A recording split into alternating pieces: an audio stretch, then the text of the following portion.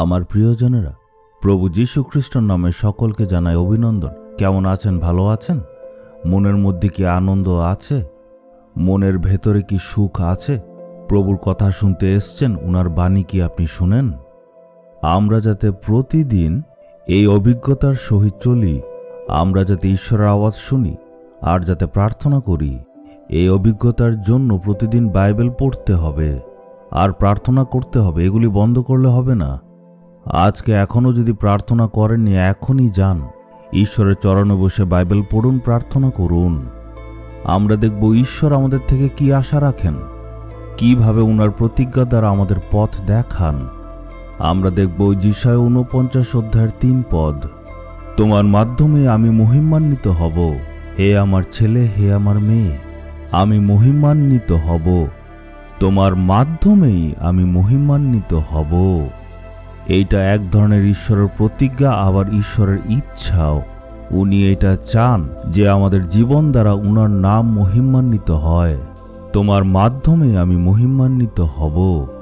আমাকে যখনই যে কোনো সভাতে প্রচার করতে ডাকে, প্রচারের পর আমি চিন্তা করি আমার প্রচার দ্বারা প্রভু ঈশ্বরের কি মহিমা হয়েছিল, এই সভাতে যে আশ্চর্য কাজ হয়েছে সেইটা দ্বারা কি প্রভু ঈশ্বরের মহিমা হয়েছে, এইখানে সব সাক্ষ্যগুলির দ্বারা ঈশ্বরের কি মহিমা হয়েছিল। আমি সবসময় নিজেকে পরীক্ষা করি। আমি বলি, প্রভু আমার জীবন দ্বারা, আমার কাজ দ্বারা আপনার মহিমা যাতে হয়। আমার জীবন বা কাজ দ্বারা যাতে আমার নিজের মহিমা না হয়, আমার কাজ বা জীবন দ্বারা যাতে আমার নাম উঁচু না হয়, আমার দ্বারা যাতে ঈশ্বরের নামের মহিমা হয়। আমার সেবা কাজের সময় সবসময় আমি নিজেকে পরীক্ষা করে দেখি আমার দ্বারা যাতে ঈশ্বরের মহিমা হয়। ঈশ্বর প্রতিজ্ঞা করেছেন, তোমার দ্বারা আমি মহিমা পাব।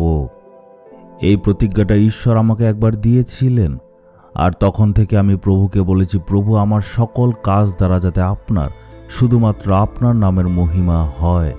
সব সময় সেবা কাজের জন্য যাওয়ার আগে বা কোনো একটা প্রার্থনা সভায় ডাকলে, সেই প্রার্থনা সভাতেও যাওয়ার আগে আমি এইটাই বলি, প্রভু আমার দ্বারা যাতে আপনার মহিমা হয়।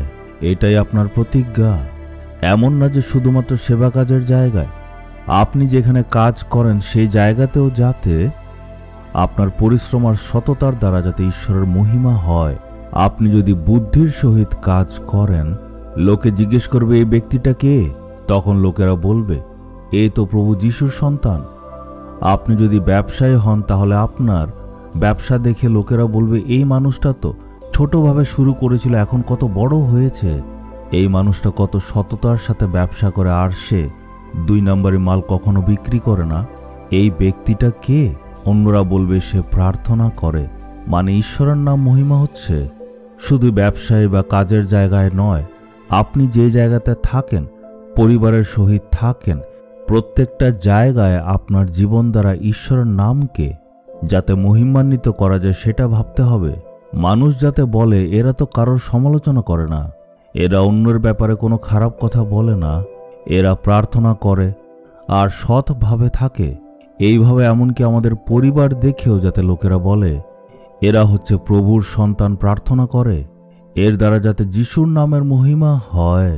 নিজের ব্যাপারে বড় বড় কথা বলবেন না, আমি প্রার্থনা করি, আমি একজন যিশুর শিষ্য। যারা আপনাকে প্রতিদিন দেখছে, আপনার জীবন দেখেই, আপনার কথাবার্তা, চালচলন, চরিত্র দেখেই যাতে বলে এরা যিশুর সন্তান। কেউ কি আপনাকে কখনো বলেছে যে তোমার জীবন দেখে আমি বুঝতে পেরেছি তুমি প্রভু যীশু খ্রিস্টর সন্তান? এই কথা কি আপনাকে কখনো কেউ বলেছে? এই ভাইকে দেখো, এই বোনকে দেখো, সে নিজেকে খ্রিস্টীয় বিশ্বাসী বলে কিন্তু অন্যদের ব্যাপারে সমালোচনা করে। এর চালচলন একদম ঠিক না, এর জীবনযাত্রা একদমই ভালো না। মানুষ কি উল্টা আপনার ব্যাপারে এইসব কথা বলে? আপনার চারপাশে যারা থাকে তারা কি আপনার ব্যাপারে এই সব কথা বলে? নিজেকে আপনি সব সময় পরীক্ষা করুন, কারণ হচ্ছে প্রভু যিশু আপনার জন্য প্রাণ দিয়েছেন।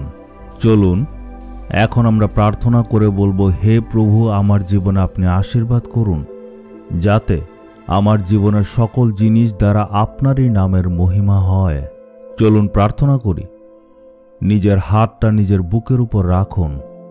হে প্রভু, আপনি প্রতিজ্ঞা করেছেন যে আমার দ্বারাই আপনার নামের মহিমা হবে, সেটা যাতে আমি করতে পারি, এর জন্য আজকে আমি নিজেকে আপনার কাছে অর্পণ করি।